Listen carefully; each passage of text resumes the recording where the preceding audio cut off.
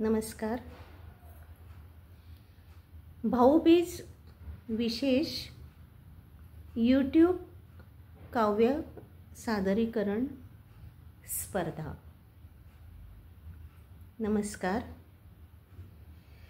मी doctor सौ स्मिता सदानंद मोकणे, मनस्पर्शी साहित्य कला क्रीडा प्रतिष्ठान आयोजित दिवाळी व भाऊबीज निमित्त राज्यस्तरीय काव्य सादरीकरण स्पर्धेसाठी कविता सादर करीत आहे.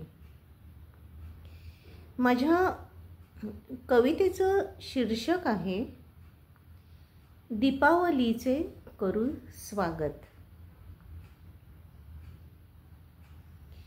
दीपमाला करू प्रज्वलित, दारातही दीप लावू. दीपमाला करू प्रज्वलित, दारातही दीप लावू. दीपावलीचे करण्या स्वागत, कंदील अन तोरण झेंडूचे लावू. पहा बाजारात मिळेल चिराट, सुगंधी उठण्याची आणू पाकिट. अश्विन वद्य चतुर्दशी ही नरक चतुर्दशी, उठणं लावून स्नान आरोग्यास तजेला देत. 4 दिवस हे दीपावलीचे, नवीन कपडे घालून मित्रांच्या भेटीचे. फराळास आईला मदत करण्याचे, शेजारीही जाऊन फराळ देऊन येण्याचे. अश्विन अमावास्येस लक्ष्मीपूजन, रांगोळी काढू छान दारात. मांडू चौरंग त्यावर श्री लक्ष्मी कुबेर स्थापन. हेच मिळून करतात संपत्तीचे संरक्षण.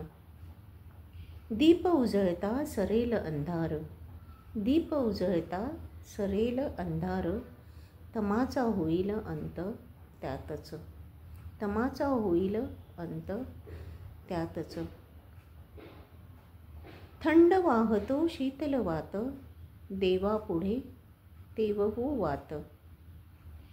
कार्तिकातली थंडी अनुभवू, भावंडांसवे फटाके उडवत. नक्षत्रांच्या झगमगीने सजते नभांगण, नक्षत्राच्या झगमगीने सजते नभांगण. धराही इथून त्याचे दिव्यांनी करते औक्षण. व्यापारी दुकानात खास त्यांच्या करतात लक्ष्मीपूजनाने तिजोरीची पूजा. हळद कुंकू अक्षता नैवेद्य अर्पण देवाला. करावी दुकानात जमा खर्चाच्या वह्यांचीही पूजा. पाडवा हा दिन सौख्य शांती घेऊन येणारा. बली प्रतिपदा 3.5 मुहूर्तांपैकी एक हा. बळीराजाचे पूजन करावे, लक्ष्मीपुरती दीप लावावे. विक्रम संवत्सरारंभ गोवर्धन पूजा मनोभावे करावे. ओवाळतात विवाहित स्त्रिया आपल्या पतीला, ओवाळतात विवाहित स्त्रिया आपल्या पतीला. उज्ज्वल भवितव्य आणि दीर्घायुष्याची त्याच्या करुणी कामना. घर संसार मुलांना आशीर्वाद मिळावा. नववर्षाचा आरंभ सुख शांतीत जावा. यमतृतीया भाऊबीज. सौर हेमंत ऋतू प्रारंभ. प्रेम जिव्हाळा हृदयात वसलेला माझा भाऊराय. प्रेम जिव्हाळा हृदयात वसलेला माझा भाऊराय. औक्षण त्याचे करुणी मागते, औक्षण त्याचे करुणी मागते, त्याचसाठी दीर्घायुष्य. आरोग्य यश समृद्धीने, आरोग्य यश समृद्धीने भरून असावे भावाचे आयुर्दाय. आरोग्य समृद्धी यश यांनी भरून असावे भावाचे आयुर्दाय.